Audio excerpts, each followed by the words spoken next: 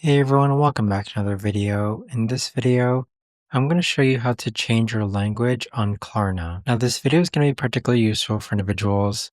Let's say that you want to go ahead and change your language from English to Spanish. How do you actually go ahead about doing so? Now this video is going to be short, sweet, and simple, guys. There's not going to be a lot of steps involved. Now, in order to do this, what you're first going to do is log on to Klarna, then click on More on the bottom right hand corner. Then towards the bottom, you want to scroll all the way down to where it says Language. Click on Language. So this is where you're going to be able to switch between English or Spanish.